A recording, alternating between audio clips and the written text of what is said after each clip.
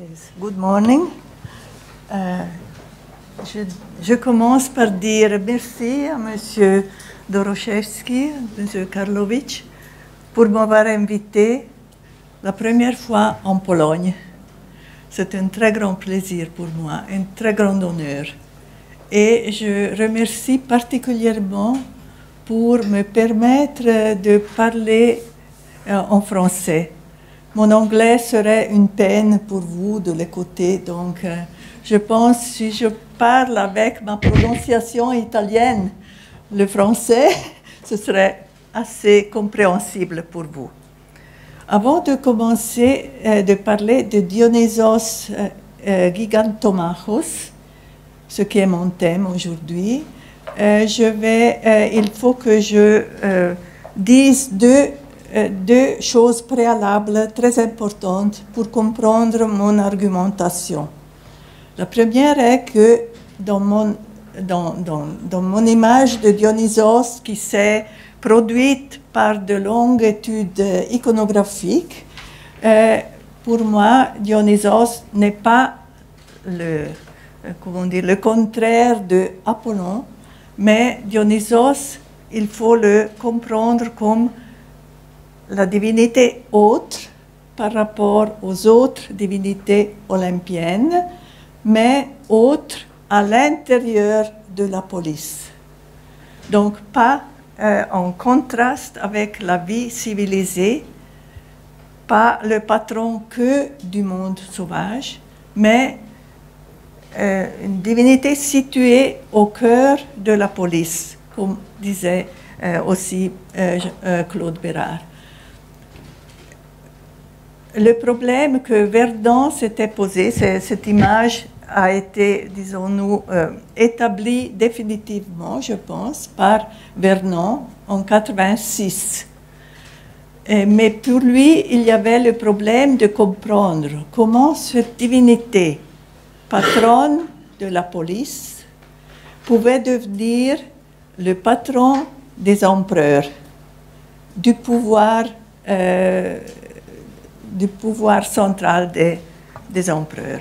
Je pense que la figure du Dionysos Gigantomachos va éclaircir ce passage de la police démocratique au pouvoir impérial. Mon deuxième préalable, qui est autant important, est celui que pour comprendre la civilisation antique, classique, il faut se appuyer non pas que sur les textes, mais dans mesure égale sur les images. Parce que les images sont un témoin de leur propre temps. Les images sont toujours du même temps et reflètent d'une manière directe la mentalité du monde qui les a produites. En plus, le monde antique, comme vous voyez, n'était pas plein d'images comme le nôtre. Chaque image avait beaucoup plus d'incisivité, de pouvoir de communication que les images dont nous sommes entourés aujourd'hui. Avec ça, je commence avec Dionysos Gigantomachos.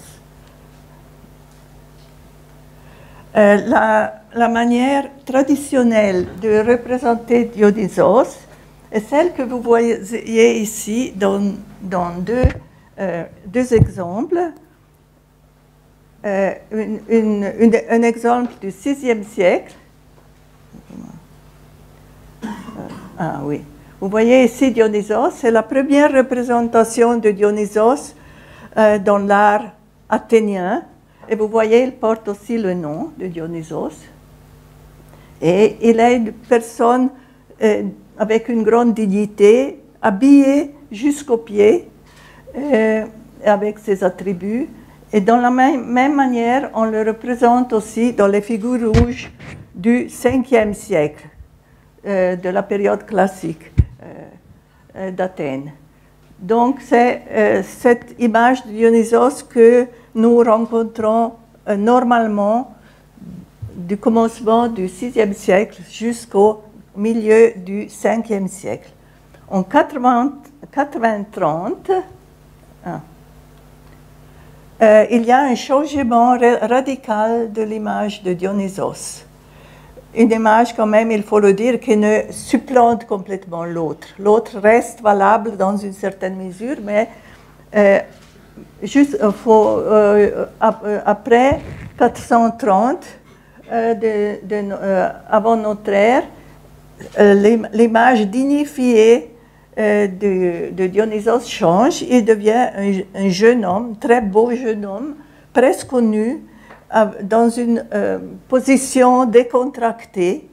Et je suis convaincue, et je ne suis pas la seule de croire ça, c'était certainement l'image de Dionysos sur le fronton oriental du Parthénon, la façade principale du temple, qui a inspiré ce nouveau Dionysos. Vous voyez ici, les jambes sont encore conservées, mais aussi toute la figure est là, mais la chevelure manque. Peut-être elle était dans un autre matériau. De toute façon, c'est ce Dionysos qui n'a plus la figure d'un père, mais il est devenu une figure de fils. Donc, il représente la génération jeune des dieux olympiens, ce qui est très important. Maintenant, je n'entre pas dans ce détail, je peux expliquer peut-être après. Donc, Dionysos, mais il y a une manifestation de Dionysos qui reste valable du VIe siècle jusqu'à la période hellénistique et même impériale, et c'est la figure du Dionysos Gigantomachos, celui qui lutte contre les géants. Les géants, ça c'est une chose que tous les Grecs savaient depuis l'enfance. Les géants étaient des divinités d'une génération précédente, les dieux olympiens, qui étaient enfants de Cronos et Rhea. Tandis que les géants étaient les enfants de Géa de la terre. Donc, ils représentaient une autre génération, plus ancienne. Et ils avaient révolté contre le pouvoir de Zeus, et avaient cherché de l'évincer du pouvoir.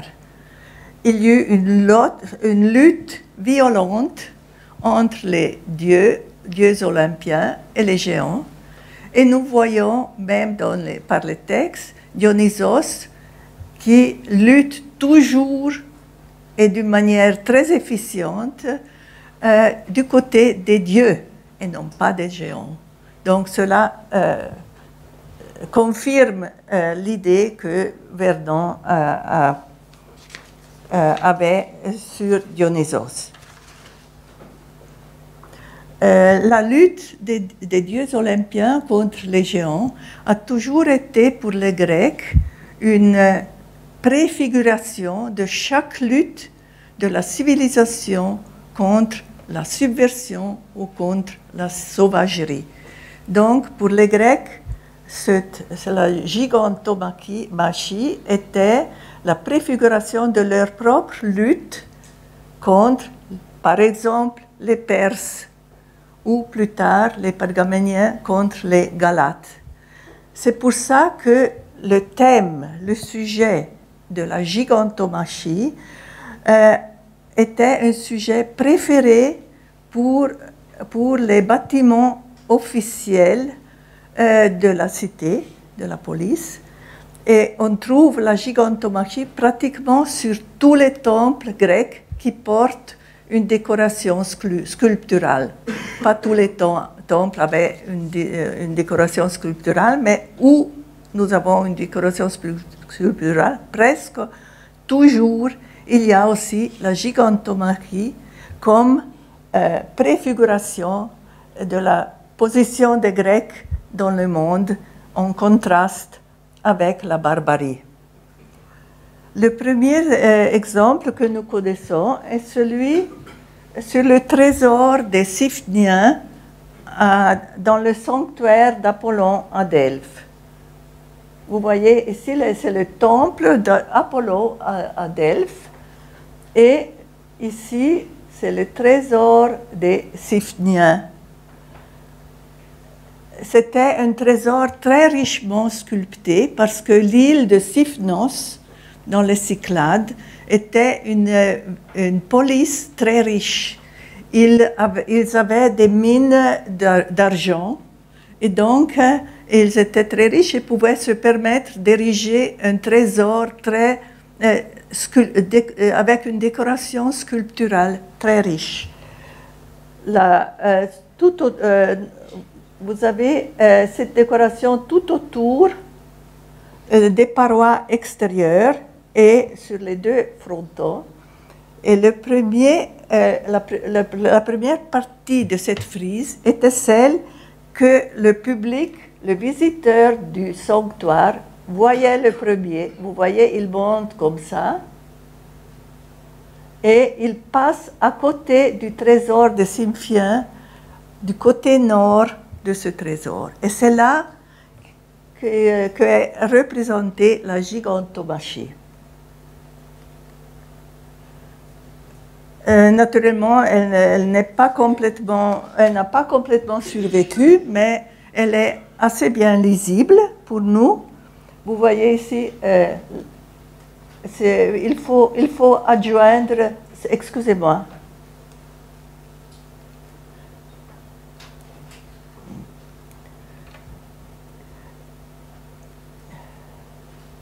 Vous voyez ici une foule de personnages. Les dieux olympiens et les géants sont tous en grand nombre. Et au milieu, il y avait Athéna, Zeus, Héraclès, qui sont les protagonistes de cette lutte. Mais pas loin du centre, on voit aussi Dionysos, que vous voyez maintenant dans le détail. Vous voyez ici Dionysos,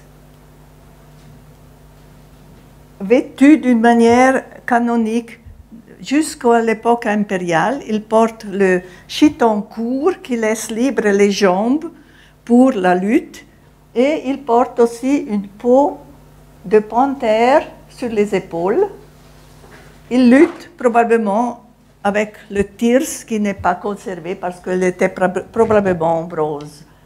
Mais le fait qui est très important ici et qui est nouveau parce qu'il n'y a pas tellement de temps qu'on a réussi à lire la base de cette frise où l'on trouve le nom de Dionysos, comme vous voyez, Dionysos, et sous l'attelage qui lui appartient, l'attelage de Dionysos est écrit Thémis. Thémis, qui est la divinité de l'ordre universel, du cosmique, du cosmos réglé par les lois. C'est dans la figure de Thémis que se concentre l'idée de la réglementation par des lois. Donc l'attelage de Dionysos est guidé par Thémis. Vous avez vu la datation de cette frise est une datation historique. On la connaît très bien. C'est 530 jusqu'à 525 avant notre ère. Les premières représentations de la céramique sont plus anciennes encore. Il s'agit d'un certain nombre de fragments qu'on a trouvés sur l'acropole d'Athènes qui appartenaient à de grands vases globulaires très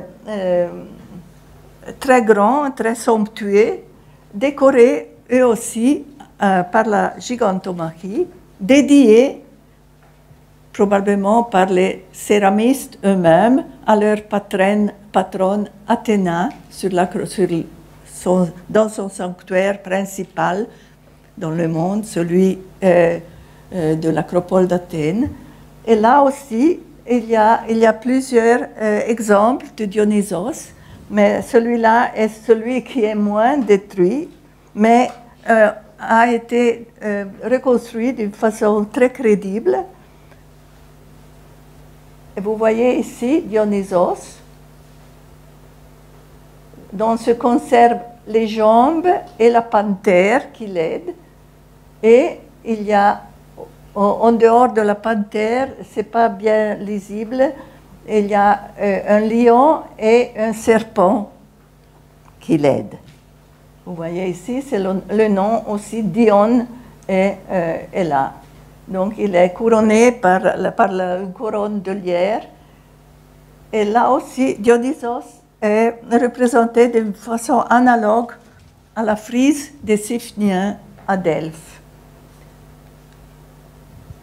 Il y a, comme je dis, plusieurs exemples en figure noire du VIe siècle, mais il y en a aussi un assez grand nombre en figure rouge du Ve siècle qui se concentre, ça c'est très intéressant, se concentre dans les premières décennies du Ve siècle, lorsque les Grecs étaient menacés, se sentaient menacés par l'expansion des Perses. Donc, il y a une concentration d'images de gigantomachie dans les années des guerres persanes. Vous voyez là aussi les éléments de cette iconographie, Dionysos avec le chiton court qui laisse libre les jambes, les bottines, la peau d'animal sur les épaules et la panthère qui l'aide. Ici, ce n'est qu'une panthère, mais quelquefois, il y a aussi un serpent, par exemple. Et ce qui est intéressant et très caractéristique du pouvoir général de Dionysos, même en dehors de la vie civilisée de la police, est qu'il est chasseur. Il est chasseur de panthères. C'est pour ça qu'il porte la peau de l'animal sur les épaules. Mais d'autre part, la panthère est aussi son allié. Donc, il domine le monde sauvage et défend en même temps la vie civilisée. Je pense que c'est là le clou du fait que Dionysos est resté si populaire pendant toute l'Antiquité jusqu'au commencement du christianisme. L'image la plus célèbre de la gigantomachie se trouvait de nouveau sur le Parthénon, excusez-moi, sur le Parthénon d'Athènes. C'est la vue de l'ouest. Lorsqu'on monte sur l'acropole, on voit le fronton occidental, mais le fronton oriental était le fronton principal. Là, il y a la naissance d'Athéna avec la présence de Dionysos, comme nous avons vu, et dans les métopes que vous voyez ici, il y avait dans chaque métope, il y avait une divinité qui lutte contre un géant. Dionysos était la deuxième venant du sud, à côté de Hermès et de Arès, ou Héphaïstos, ça on sait bien. Ces métopes ont été presque complètement détruites lorsque le Parthénon a été transformé dans une église chrétienne. Mais on a assez pour comprendre comment Dionysos était représenté. Là aussi, vous avez le chiton court. Ici, c'est la reconstruction de Prachniker qui est essentiellement juste. Probablement, il avait aussi une peau d'animal. On devine quelque chose. Mais il y avait surtout surtout une panthère dont vous voyez ici le contour. Vous voyez ici le contour à côté de la jambe de Dionysos. Vous avez, excusez-moi, le contour de la panthère. Là aussi, Dionysos est aidé par une panthère. Le Dionysos gigantomachos du Parthénon a été le modèle pour disons-nous, la gigantomachie du Parthénon a été le modèle pour la plus célèbre des gigantomachies que l'on connaît, celle de l'autel de Pergame. Vous voyez là la ville de Pergame. Ici, c'est la ville basse et ici, c'est l'acropole. Un fait important aussi, c'est que du bas, on voit très bien le théâtre de Pergame. Et le théâtre était ici, comme en Sicile par exemple, était la forme architecturale qui annonçait la présence de Dionysos dans la ville. Donc, si une ville voulait se présenter de loin comme ville démocratique, elle plaçait son théâtre en altitude, comme dans plusieurs villes, en Sicile par exemple, et là aussi à Pergame aussi. Ici, il y a le modèle de cette acropole. Vous voyez ici l'autel de Pergame, le sanctuaire d'Athéna, là aussi il y a le sanctuaire de Zeus, et les habitations des rois de Pergame.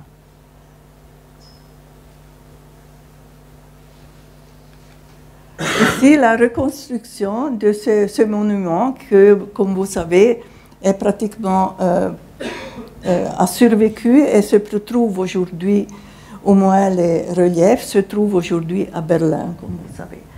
Donc la gigantomachie était représentée sur le socle, tout autour du socle. Mais il y avait une autre série de reliefs à l'intérieur de la cour qui entoure l'autel où l'on célébrait les sacrifices. Pour le visiteur, maintenant je retourne en arrière, pour le visiteur qui venait d'ici, le côté principal de l'autel était le côté est. Et au centre du côté est de cette gigantomachie, il y avait la lutte de Zeus, de Athéna, de Héra et de Héraclès sur l'autel, dans cette gigantomachie. Le visiteur entourait ensuite l'autel, le côté sud qui était dédié aux divinités de la lumière et arrivait d'ici pour monter à la cour principale. Et juste, excusez-moi, oh.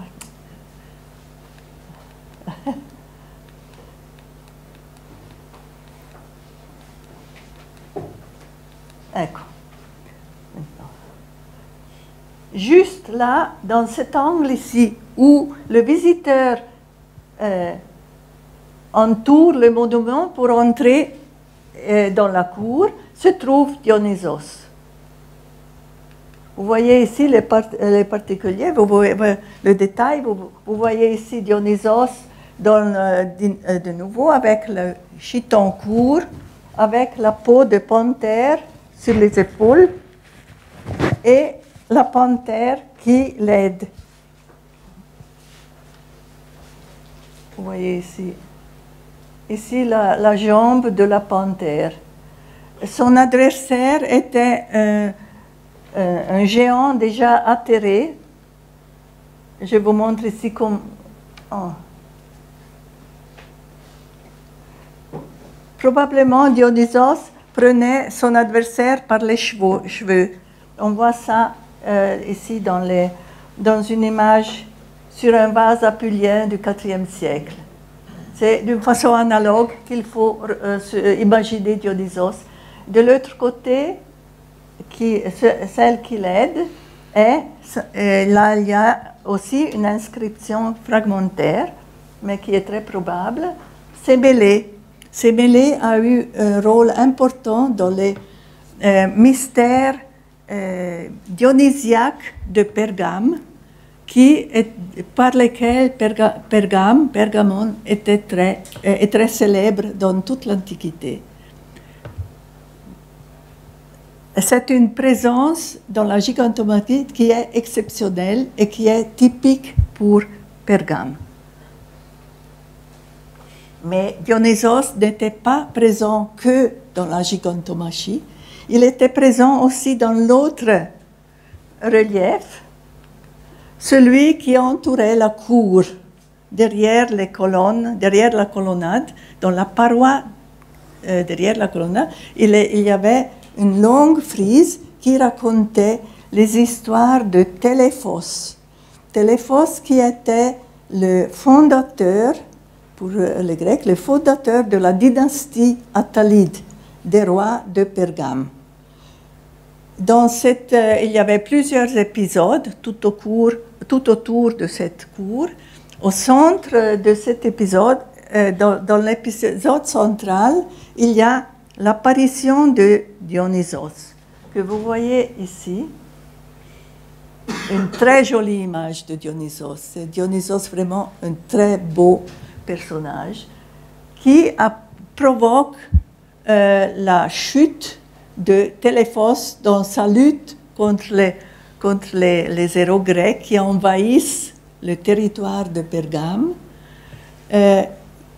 Dionysos apparaît subitement et provoque et fait croître ici entre les jambes de Téléphos une vigne. Et c'est pour ça que Téléphos bouscule, tombe, et Achille, qui arrive avec les Grecs, le blesse pour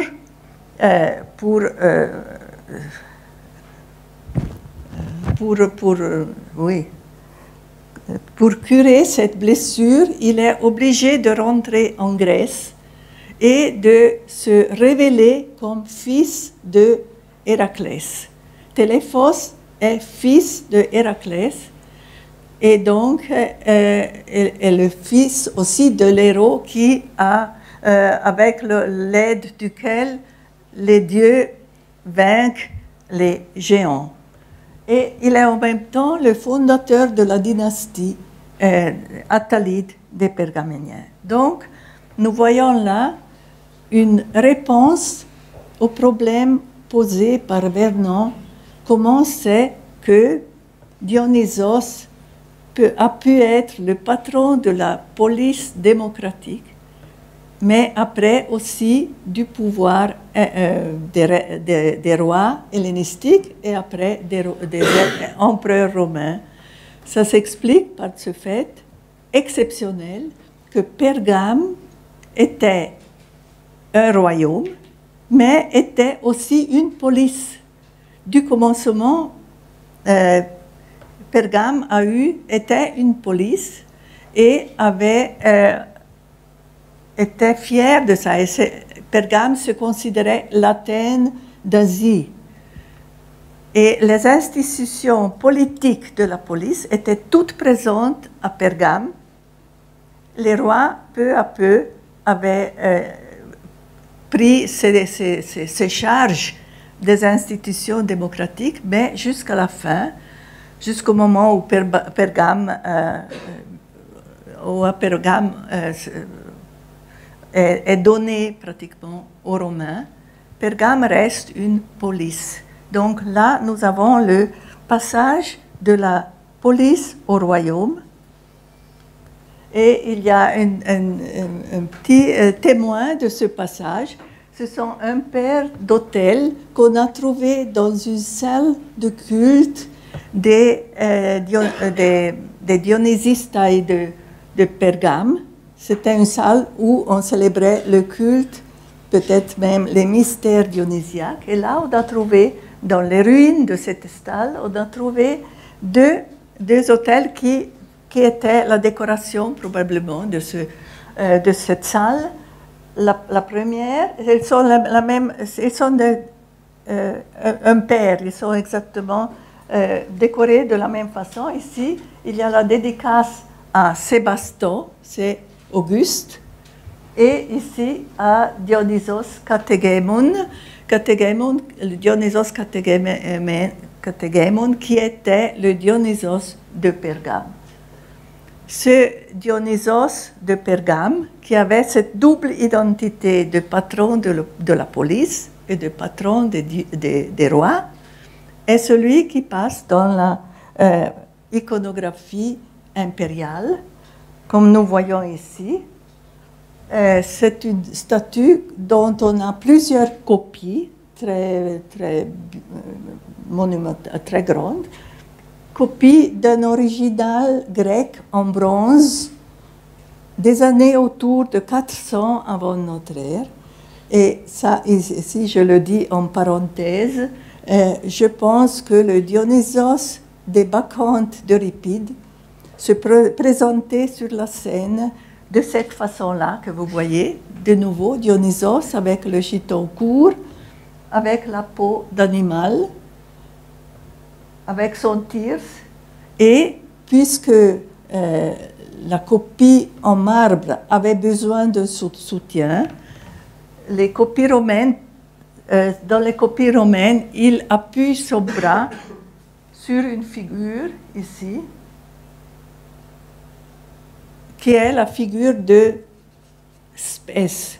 Spes, c'est-à-dire l'espoir.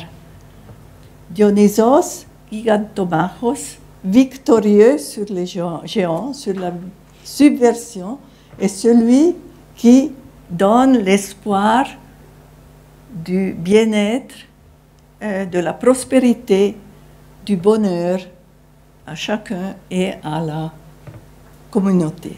Merci bien.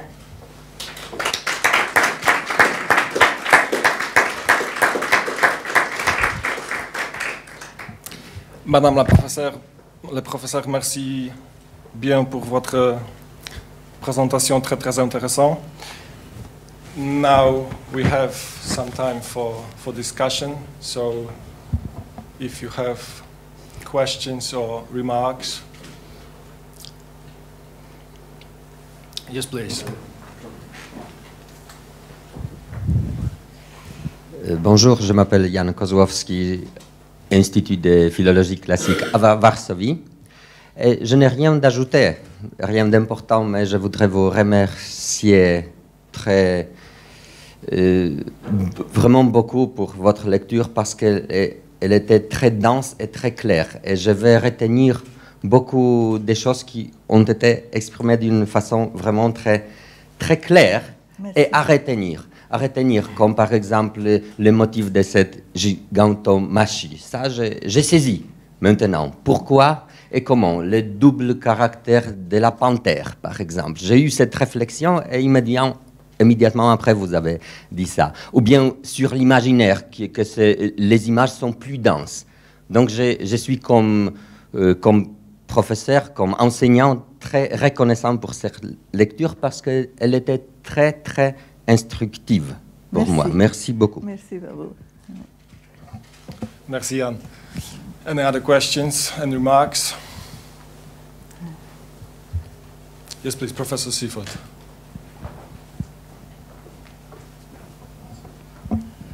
Voilà, mon français, c'est exécrable. Bon, moi, j'ai compris tout. C'est mauvais, very clear. But could we just open up more the question, a central question in a sense of what you said, which was the wildness, the savagery of Dionysus as belonging to the domain of nature, panthers and so on, and his centrality of the city. This is undoubtedly the case. It's not enormously interesting. It's not how we envisage a civilized community. But I mean, this has been the object of interest for some time, but Can we take it any further? I mean, why does a community need to have at its center a deity so clearly associated with the savage exterior? I mean, that should be a central question for Dionysus. Yes. And I'm not sure that we've really yet got the answer to it. There may be more that can be said, and there may be indeed, of course, different answers, but I'm keen to pose that very large question to you. I know it's almost impossible to answer it briefly, but how would you begin to answer that question? Yes. Oui, c'est une question fondamentale, mais je pense qu'elle a été déjà éclaircie par Vernon, peut-être indirectement, mais si Dionysos est patron, se trouve au centre de la police civilisée, mais est en même temps le patron du monde sauvage, ça veut dire que le monde sauvage doit être accepté au cœur de la police. C'est-à-dire une police qui fonctionne, a besoin d'occasions d'évasion, d'occasions de rupture. Par exemple, le drame, mais le symposium aussi. C'est comme chez nous le carnaval. Ce sont des institutions qui donnent l'occasion pour s'évader, pour changer son rôle normal de citoyen, pour avoir un autre rôle. Et par cette possibilité de s'évader à l'intérieur de la ville, de la cité reste stabilisée. Yes, I mean that is something I agree with basically, but it's a rather abstract consideration of a somewhat psychological kind. I mean, this conference about politics and theology, can one not put the case more politically in the sense that Dionysus is a god who not only embodies the wild, but comes from the outside. His entry from the outside is annually celebrated and enacted. And yet we know that, in a sense, he belongs to the heart of the city, and he never belonged entirely to the outside. That's a myth. And one of the features we know about, for example, Greek reconcilers and lawgivers, is that, in a sense, they cannot belong to the city. Because if they belong to the city, they will belong to a faction or a group within the city. It is only an outsider that can completely unite a community. Mm-hmm. And that's simply a fact about the Greek polis. So can we not say then that Dionysus has the virtue of the outsider politically, not just psychologically or formally, but politically has the virtue of the outsider in a symbolic way, and the virtue of the outsider is precisely that it's only by focus on the outsider that the city can be united. And here the characteristic of the Dionysiac festival, in which everybody must join in, is absolutely crucial. So I want to go beyond Vernon and have a more concrete political conception of Dionysus. Yes. Oui, je suis absolument d'accord avec vous. C'est important ce fait que Dionysos arrive de dehors et que la communauté doit accepter cette nouveauté qui arrive de dehors. Il y a même des rituels que j'ai reconstruits. Il y a toute une série d'images de vases du 5e siècle où l'on voit Dionysos arriver avec un satyre qui porte un siège, comment dire, qui porte une chaise. Donc, Dionysos arrive, mais on lui donne une chaise. Donc, il va venir, probablement chaque année, il venait, pendant les antésteries, il venait, on l'acceptait, mais il entrait dans la ville, et il n'entrait pas que dans la ville, il entrait dans chacune des maisons des Athéniens. Il était accepté par chaque famille. C'est la bienvenue. Mm-hmm. David.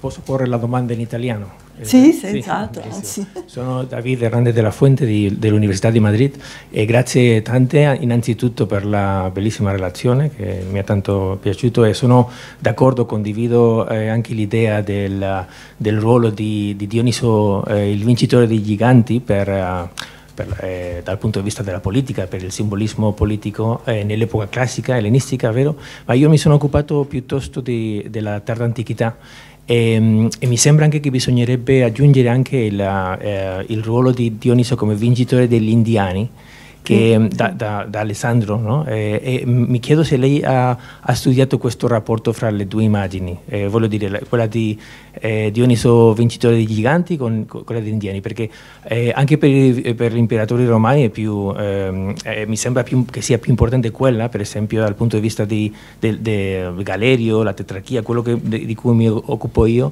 i giganti non sono così importanti come gli indiani, come simbolo dell'impero universale, anche della prospettiva dell'Oriente, no? Diciamo, sì, no? Sì. Non so se lei ha fatto delle ricerche su questo punto. No, posso solo dire che sono d'accordo con lei, che gli indiani rappresentano, nell'ottica imperiale romana, rappresentano l'altra parte, come per i greci probabilmente erano i persiani, e come per gli dei erano i giganti, cioè avversari allo stesso livello, ma che vengono da fuori, che sono comunque un pericolo.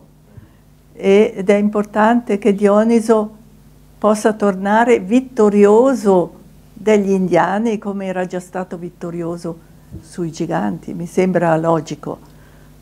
E in più c'è ancora l'idea della vittoria, la vittoria forse ancora più focalizzata sulla figura di Dioniso. Dioniso Gigantomachos è un Dioniso vittorioso e questo è un elemento molto importante. The last short question, Darius. I would like to follow the idea of Professor Seafoot, asking you about that concept of being strange and new. You talked about the Nomotretes, but the same problem arises on the ground of theology. Because one of a consequence of a political religion of Greeks is that that what belonged to the gods was internated. Mm-hmm. And if the role of God is to be a kind of a foundation of a political world and the rules and all the law, you should transcend the reality to which you are in the report. So the sign in the culture which has not an idea of transcendence, need an idea of a stranger, God stranger, who do not belong to the local pantheon, but he is from outside. I mean, if not, he cannot be a fundament of a reality, because only a stranger can affirmate, but also negate rules. So that's my, let's say, theological and political together answer. So that's the way how culture who do not have an idea of transcendence is looking for something in a place of a transcendence. That's a strangeness, which is a permanent strangeness. Thank you. Thank you, yes, okay. Well, thank you very much for this discussion. Unfortunately, we don't have much more time. So, once again, let's thank our honorable guest and keynote speaker, Professor